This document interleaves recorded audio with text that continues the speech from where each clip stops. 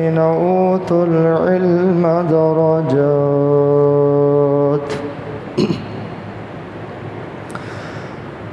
اللہ رب العالمین نے قرآن مجید میں ارشاد فرمایا ہے، اللہ تعالیٰ ان لوگوں کے جو ایمان لائے اور جنہیں علم دیا گیا درجات کو بلند فرماتا ہے۔ جیسا کہ شوال کے مہینے کے اندر دینی مدارس کے اندر طلباء کا داخلہ کیا جاتا ہے اور نئے سال کی پڑھائی کا آغاز کیا جاتا ہے، اسی مناسبت سے آج آپ کے سامنے علم کی ضرورت، فضیلت اور اہل علم کے حوالے سے قرآن و حدیث کی روشنی میں کچھ باتیں گوش گزار کی جائیں گی۔ قرآن مجید فرقان حمید 28واں پارہ سورہ مجادلہ کی آیت نمبر 11 کا ایک حصہ آپ نے سماعت فرمایا ہے، جس سے پتہ چلتا ہے کہ اگر کسی انسان کے اندر ایمان ہو اور علم ہو تو اللہ رب العالمین اس کے مقام کو بڑھا دیتا ہے۔ اگر ایمان ہو اور ایمان کے ساتھ ساتھ شرعی علم حاصل کر لیتا ہے تو اللہ رب العالمین کا واضح فرمان ہے، اللہ تعالیٰ درجات میں ان کو بلند فرما لیتا ہے۔ تو پتہ چلا کہ شرعی علم اللہ تعالیٰ کے ہاں اس کا بڑا مقام اور مرتبہ ہے۔ شرعی علم کے حوالے سے ہمیں جاننا چاہیے، یہ علم حاصل کرنا ہم پر فرض ہے۔ شرعی علم اس کو سیکھنا فرض قرار دیا گیا ہے، جیسا کہ اللہ رب العالمین نے اپنے پیارے پیغمبر علیہ الصلاۃ والسلام سے خطاب فرمایا، فَاعْلَمْ أَنَّهُ لَا إِلَٰهَ إِلَّا اللَّهُ، آپ جان لیجئے کہ اللہ تعالیٰ کے علاوہ کوئی معبود نہیں ہے۔ یہاں پر اللہ رب العالمین نے اپنے پیارے پیغمبر علیہ الصلاۃ والسلام کو حکم فرمایا کہ فَاعْلَمْ، آپ علم حاصل کیجئے۔ کس چیز کا علم حاصل کیجئے؟ کلمہ توحید کا۔ کلمہ توحید کا اللہ تعالیٰ نے حکم فرمایا کہ اس کا علم حاصل کیجئے۔ تو دیکھیے اللہ رب العالمین نے پیارے پیغمبر علیہ الصلاۃ والسلام کو علم سیکھنے کے حوالے سے حکم فرمایا ہے۔ محدثین، علماء کرام، ان پر اللہ تعالیٰ کی رحمت نازل ہوں، وہ کہتے ہیں کہ اسلام کے ارکان کا علم حاصل کرنا فرض عین ہے۔ اسلام کے احکامات اور اسلام کے ارکان اور ایمانیات، ان کے حوالے سے علم کو حاصل کرنا یہ فرض عین ہے۔ اور اس کے علاوہ تفسیر کا علم، احادیث کا علم، یہ سیکھنا فرض کفایہ ہے۔ ان کو فرض کفایہ کہا گیا۔ اور جو دنیا کا علم ہے اس کو مباح کہا گیا ہے۔ دنیا کا علم، چاہے طب کا علم ہو، چاہے سائنس کا علم ہو، چاہے فزیکلی ہو، چاہے میتھ کا علم ہو، اس کو فرض نہیں قرار دیا گیا، فرض عین، فرض کفایہ قرار نہیں دیا گیا، بلکہ اس کو مباح قرار دیا گیا ہے کہ اس کو سیکھنا جائز ہے، ضرورت کے تحت اس کو سیکھنا چاہیے۔ لیکن جو شرعی علم ہے، اسلام کے ارکان، ایمانیات، اس کا سیکھنا فرض عین ہے اور ضروری ہے۔ یہاں بات آپ کو سمجھ آ رہی ہوگی کہ یہ شرعی علم یہ خالی مباح نہیں اور خالی نفل نہیں، بلکہ اس کو سیکھنا، اس کو حاصل کرنا یہ فرض ہے۔ ہمیں اللہ کے بارے میں علم ہونا، اللہ تعالیٰ کی ذات کے بارے میں علم ہونا یہ ضروری ہے۔ نماز کے حوالے سے علم ہونا یہ ضروری ہے۔ نماز کس طرح پڑھنی ہے یہ سیکھنا ہم پر فرض ہے۔ تو محترم بھائیوں، یہ علم کے حوالے سے علماء کرام نے تقسیم کی ہے کہ بعض علم سیکھنا ہم پر فرض عین ہے، لازمی ہے، اور بعض علم کے وہ شعبہ جات جن کو سیکھنا فرض عین نہیں بلکہ فرض کفایہ ہے، جبکہ دنیا کا علم محترم بھائیوں وہ فرض نہیں ہے جس کو ہم نے اپنے اوپر فرض قرار دیا ہے، لازم قرار دیا ہے، وہ حاجت کے تحت، ضرورت کے تحت ہے۔ جبکہ شرعی علم کے حوالے سے کیا کہا گیا؟ طلب العلم فریضۃ علی کل مسلم۔ یہ علم سیکھنا، اس کو طلب کرنا ہر مسلمان پر فرض قرار دیا گیا ہے۔ تو شرعی علم اس حوالے سے مجھے آپ کو جب معلومات ہوگی کہ اس کی اہمیت کیا ہے، اس کا مقام مرتبہ کیا ہے، تو پھر ہمیں اس کی طرف شوق ہوگا، جذبہ بڑھے گا کہ یہ علم سیکھنا کتنا ضروری ہے۔ اور محترم بھائیوں، ہم سب کے پیارے پیغمبر جناب رسول اللہ صلی اللہ علیہ وسلم ہم سب کے پہلے معلم ہیں۔ سب سے پہلے معلم آپ کی ذات گرامی ہے۔ جو معلم بنتا ہے پیارے پیغمبر علیہ الصلوۃ والسلام کی پیروی کرتا ہے، نقش قدم پر چلتا ہے۔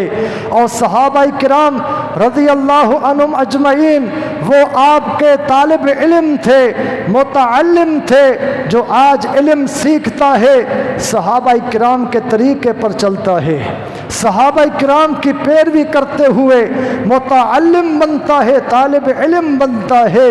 تو مجھے آپ کو دیکھنا ہوگا یہ انبیاء کرام کا ورثہ ہے، یہ صحابہ کرام کا طریقہ ہے کہ علم سکھاتے تھے، علم سیکھتے تھے۔ علم کے حوالے سے ان کے جذبات آپ سنیں گے، علم کو کس قدر انہوں نے اہمیت دی ہے۔ آج ہمارے ہاں شرعی علم کا فقدان بنتا جا رہا ہے اور علم کی کمی آتی جا رہی ہے، اور علم حاصل کرنے والے محترم بھائیوں وہ ذرا سستی کا شکار نظر آ رہے ہیں، جبکہ یہ علم ہمیں سیکھنا چاہیے۔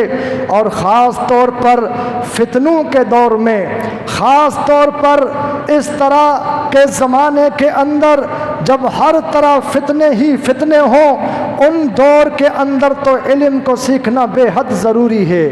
کیوں ضروری ہے؟ تاکہ ہم علم کو سیکھ کر اپنے آپ کو فتنوں سے بچا سکیں، علم کو سیکھ کر اپنے آپ کو شرک سے بچا سکیں، علم کو سیکھ کر اپنے آپ کو گمراہی سے، بدعات سے بچا سکیں۔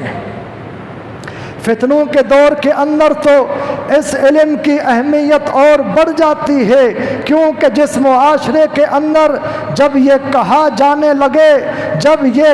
جانے لگے عالم نہ بنو، طالب علم نہ بنو، آپ کیا کرو؟ اسکول کے ماسٹر بنو، آپ ڈاکٹر بنو، آپ فوجی بنو، آپ افسر بنو، کیونکہ عالم بنو گے تو آپ کی آمدنی کم ہوگی، آپ کا گزارا نہیں ہوگا۔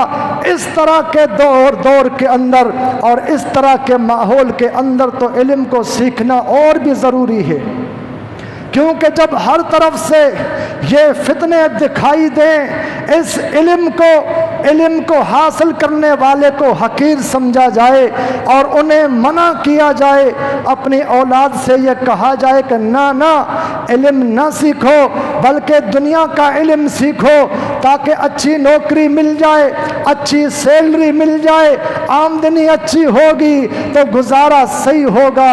اگر تم نے دین کا علم سیکھ لیا تو تنگی ہوگی، پریشانی ہوگی۔ یہ کیا ہے؟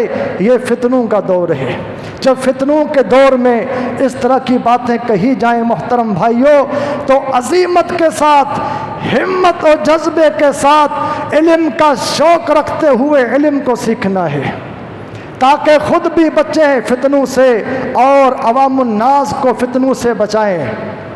طلب العلم لہو منزلۃ عالیۃ جدا، ہمیں معلوم ہونا چاہیے شرعی علم کا اللہ کے نزدیک بہت بلند مرتبہ ہے۔ طلب العلم خیر من النوافل ورأس النوافل، ہمیں معلوم ہونا چاہیے علم کو سیکھنا نفلی کاموں سے بہتر ہے۔ نفلی کاموں کی چوٹی اگر ہے تو وہ علم ہے، اس کو سیکھنا ہوگا۔ جیسا کہ حدیث میں آیا ہے، علم کے حوالے سے آپ نے فرمایا، طبرانی کی حلیۃ الاولیاء کی ترغیب کی روایت حسن درجے کی، آپ نے فرمایا من غدا الی المسجد لا یرید الا ان یتعلم او یعلم کان لہ کاجر حاج تامن حجتہ۔ آپ نے فرمایا کہ جو آدمی صبح کے وقت مسجد میں جاتا ہے، اس کی نیت صرف علم حاصل کرنے کی ہے یا علم سکھانے کی ہے۔ اللہ اکبر! صبح کے وقت دن کے شروع میں کوئی مسجد میں جاتا ہے اس نیت کے ساتھ علم کو سیکھوں یا علم کو سکھاؤں، تو فرمایا کہ اس سے حاجی کے حج کے برابر ثواب ملتا ہے۔ کان لہو کاجر حاج تامن حجتہ، مکمل حاجی کے حج کا ثواب اس کو ملتا ہے جو علم سیکھنے کے لیے مسجد جاتا ہے یا علم سکھانے کے لیے مسجد جاتا ہے۔ اندازہ تو کیجئے ایک حج کرنے والا کتنی بڑی رقم جمع کر کے حج کی تکلیفیں برداشت کر کے بیت اللہ کا طواف کر کے صفا مروہ کی سعی کر کے مینا میں مزدلفہ میں عرفات میں وہاں قیام کرتا ہے اور تقریباً 1.25 مہینے کا سفر کر کے آتا ہے۔ اتنا خرچہ کر کے جو ثواب اس حاجی کو ملتا ہے، فرمایا کہ وہی ثواب اپنے گھر کے اندر اس عالم کو، طالب علم کو ملتا ہے۔ اندازہ کیجئے علم کی یہ فضیلت ہے کہ جو صبح کے وقت اگر مسجد میں گیا علم سکھانے کے لیے، سیکھنے کے لیے، اس سے اتنے بڑا اجر ملتا ہے۔ یہ بچے خاموش ہو جائیں، ان کو الگ الگ بٹھا دے، باتیں نہیں کریں، الگ الگ بیٹھ جائیں تاکہ خلل پیدا نہ ہو، الگ بیٹھ جائیں۔ تو اندازہ کیجئے شرعی علم کے بارے میں یہ کہا گیا، دنیا کا کوئی علم ایسا ہے جس کے بارے میں یہ مقام بیان کیا گیا ہو کہ دنیا کا علم، سائنس کا، طب کا، میڈیکل کا یا کسی اور چیز کا علم کوئی سیکھتا ہے اس سے حج کا ثواب ملتا ہے؟ نہیں محترم بھائیوں۔ تو اندازہ کیجئے یہ علم کہاں سیکھنا چاہیے؟ مسجد میں آنا چاہیے، درس گاہ میں آنا چاہیے۔ یہ علم میڈیا سے نہیں ملے گا، معاف کیجئے گا، یہ علم ہمیں میڈیا سے، انٹرنیٹ سے نہیں ملے گا، کیونکہ علم کے لیے چیز کیا ہے؟ حدثنا اخبرنا، یہ محدثین کا طریقہ ہے علم لینے کے لیے۔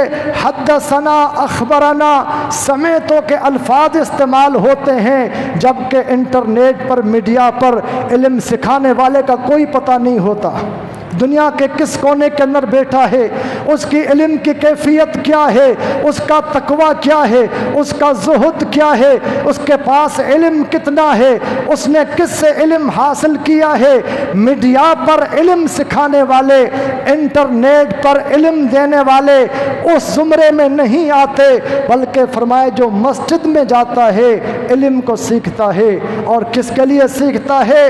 صرف اس کی نیت یہ ہے میں علم سیکھ لوں، مجھے علم آ جائے۔ تو علم سیکھنے کے حوالے سے باتیں مزید آگے آئیں گی۔ علم اس سے سیکھنا چاہیے جو عالم ہو، جو معروف ہو، جس کو اہل علم جانتے ہوں یہ عالم ہے، اس کے پاس علم کے اندر رسوخ ہے، علم کے اندر پختگی ہے، علماء اس کی گواہی دیتے ہوں، اس سے علم سیکھنا چاہیے۔ مجہول آدمی، غیر معروف آدمی جس کا اتا پتہ نہ ہو، اس کے علم کا، تقویٰ کا، اس سے علم نہیں سیکھنا چاہیے، اس سے گمراہی آئے گی، وقت ضائع ہوگا، اور جو جھوٹ بولتا ہو، غلط بیانی کرتا ہو، اس سے تو علم بالکل نہیں لینا چاہیے۔ یہی محدثین کا طریقہ تھا کہ جھوٹ بولنے والے سے علم کو نہیں لیا کرتے تھے، ان کی احادیثوں کو چھوڑ دیا کرتے تھے۔ تو محترم بھائیوں، علم کے حوالے سے مجھے آپ کو جذبہ ہونا چاہیے، علم کے حوالے سے ہم خود بھی کوشش کریں، اپنے بچوں کو علم کے حوالے سے یہ ترغیب دیں کہ ہر گھر میں سے ایک بچہ طالب علم بننا چاہیے۔ کسی معروف مدرسے کے اندر جہاں کی تعلیم، جہاں کی پڑھائی اچھی ہو، باقاعدہ اچھا عالم اس کو بنایا جاتا ہو، ہر گھر میں سے ہمیں کوشش کرنا ہوگی کہ ایک عالم پیدا کرنا چاہیے، کیونکہ فتنوں کا دور ہے، فتنوں کا مقابلہ عالم کریں گے۔ جن کے پاس علم ہوگا وہ بتائیں گے یہ فتنہ ہے، یہ گمراہی ہے، کیونکہ عام لوگ فتنوں کو نہیں پہچان سکتے، اہل علم فتنوں کو پہچانتے ہیں۔ اور یہ علم محترم بھائیوں پر کیا ہے؟ یہ علم اگر انسان دنیا سے چلا بھی جاتا ہے، یہ علم اس کے بعد بھی کام آتا رہتا ہے۔ یہ کون سا علم؟ علم شرعی۔ انسان جب فوت ہو جاتا ہے اس کے اعمال کا سلسلہ ختم ہو جاتا ہے، سوائے کچھ چیزوں کے۔ اس میں ایک چیز کیا ہے؟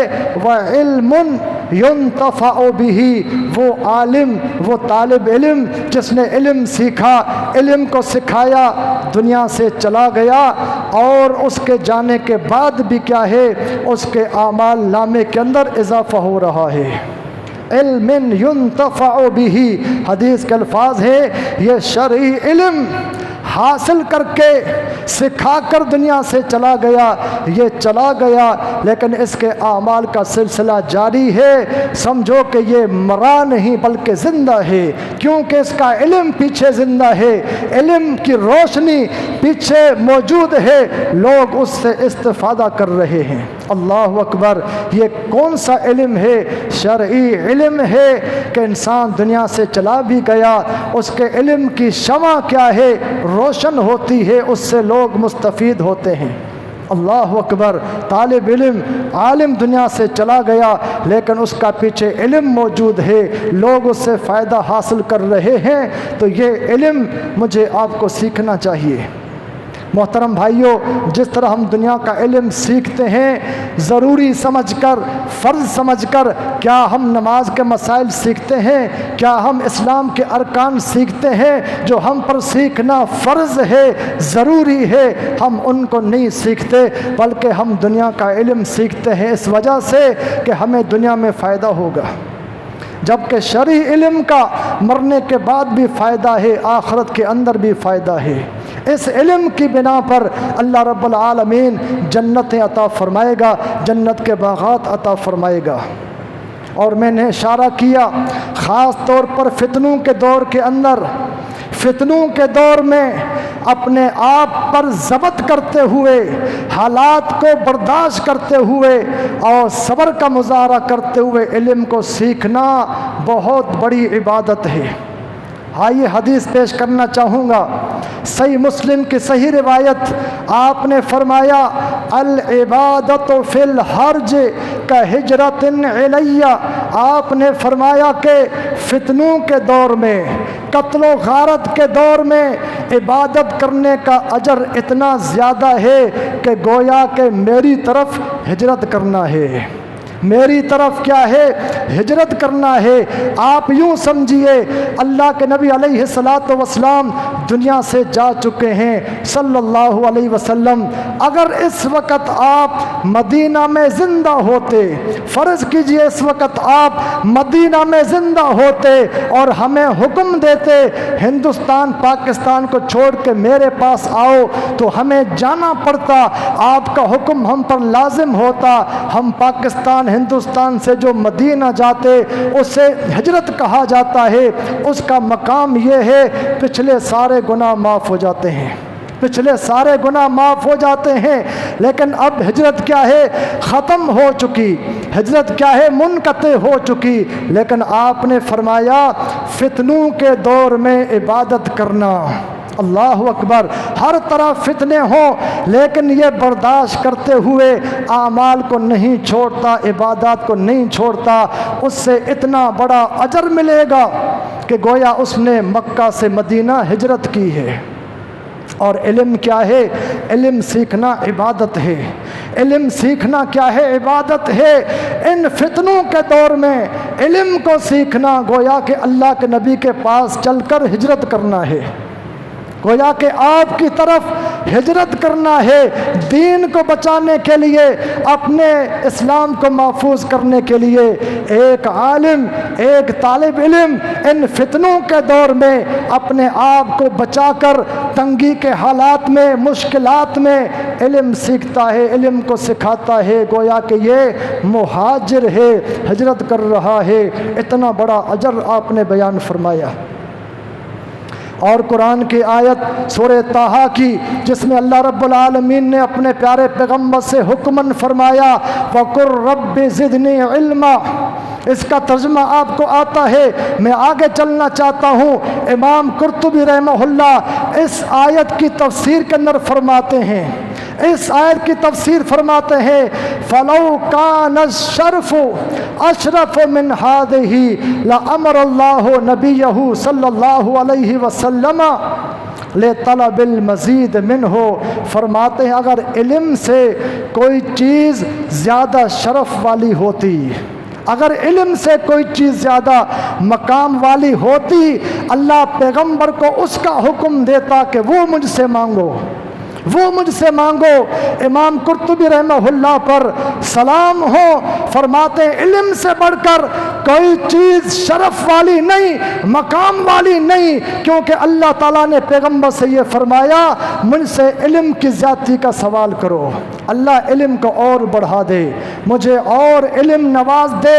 پتہ چلا کہ علم سے بڑی اور کوئی چیز نہیں، اگر کوئی چیز ہوتی اللہ پیغمبر سے فرماتا مجھ سے وہ چیز مانگو، لیکن اللہ نے نہیں فرمایا، اللہ نے فرمایا کہ مجھ سے علم مانگو، علم کی زیادتی کا سوال کرو۔ تو محترم بھائیو، علم سے بڑھ کر اور کوئی چیز نہیں، علم سے بڑھ کر اور کوئی چیز مقام مرتبے والی نہیں ہے، کیونکہ احادیث میں آپ سنتے رہتے ہیں من سلک طریقا یلتمس فیہ علما سہل اللہ لہ بہ طریقا الی الجنہ۔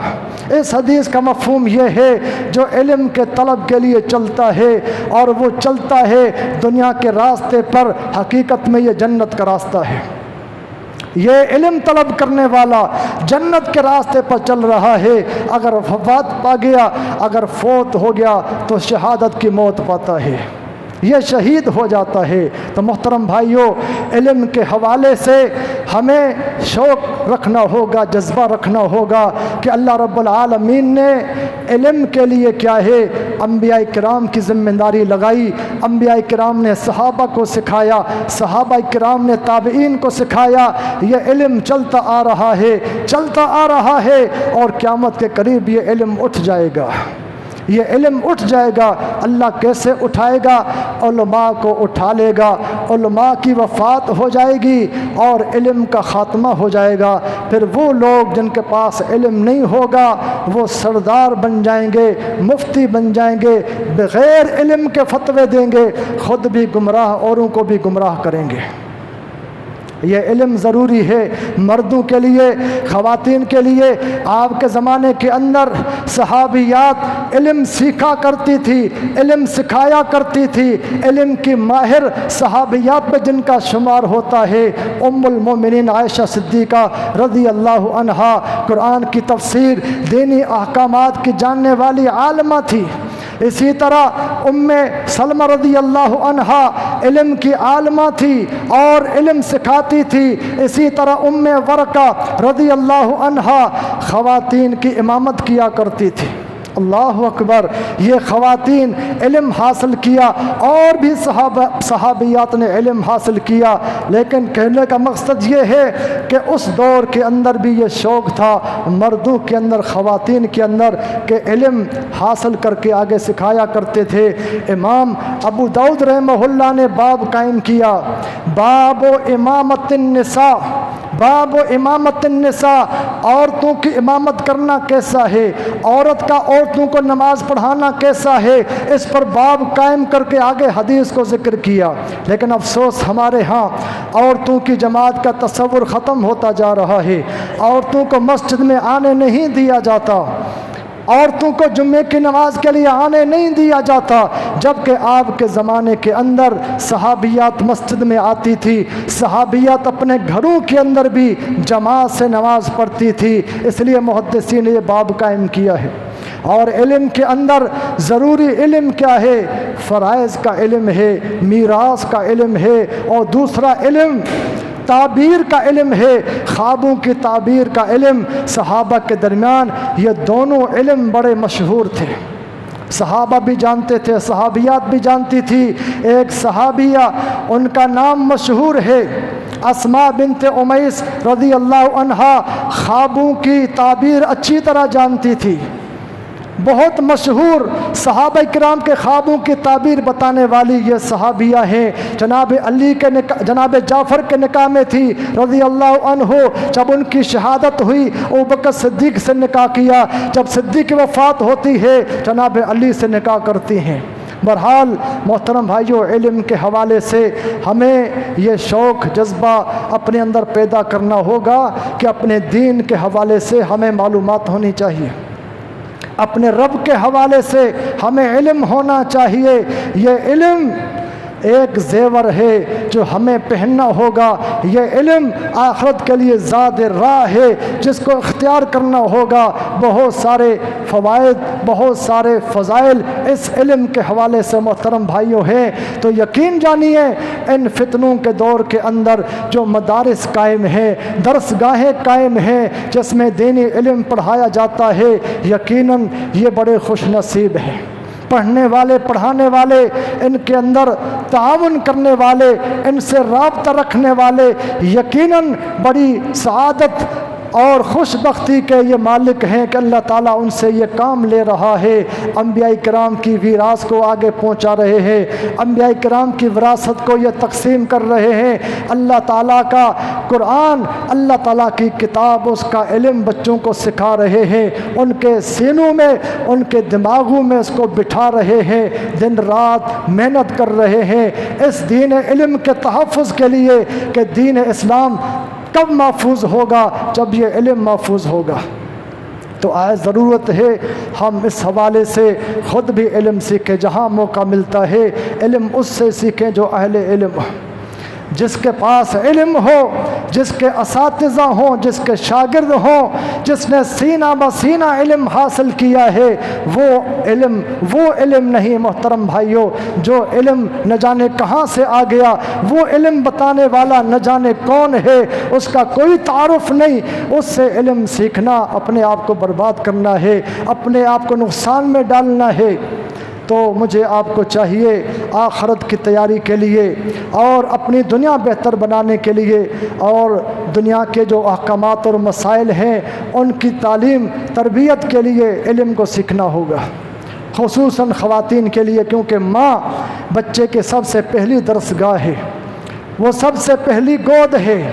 بچے کی تربیت سب سے پہلے ماں نے کرنی ہے۔ اگر ماں کے پاس علم ہوگا تو بچے کے پاس علم آئے گا، بچے کو علم سکھائے گی۔ تو محترم بھائیوں، یہ شوال کا مہینہ جس میں مدارس باقاعدہ کھل جاتے ہیں، پڑھائی کا آغاز ہو جاتے ہیں، طلباء کا داخلہ ہوتا ہے اور باقاعدہ طور پر یہ اللہ تعالیٰ کے مہمان اپنے گھروں کو چھوڑ کر مدارس کا رخ کرتے ہیں۔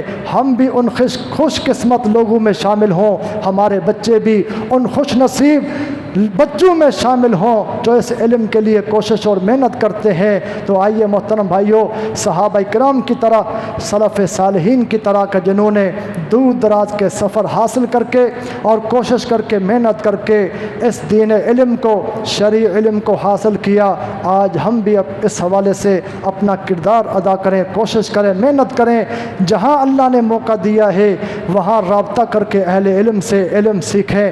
جتنا وقت ہو، جتنا بھی ٹائم ہو، اس میں عمر کی کوئی قید نہیں ہے، جوانی ہے، بڑھاپا ہے، بچپنا ہے، مرد و خواتین سب کے لیے یہ موقع ہے۔ اللہ تعالیٰ ان مدارس کو آباد رکھے، قائم و دائم رکھے۔ اللہ تعالیٰ ان مدارس کو چلانے والے بھائیوں کو، تعاون کرنے والے بھائیوں کو بھی آباد رکھے۔ سب کا اس میں حصہ ہوتا ہے، اللہ سب کا قبول فرمائے۔ اللہ تعالیٰ ہم سب کو دین اسلام کی، اس علم کی، قرآن و حدیث کی خدمت کرنے کی توفیق عطا فرمائے۔ وآخر دعوانا الحمدللہ رب العالمین۔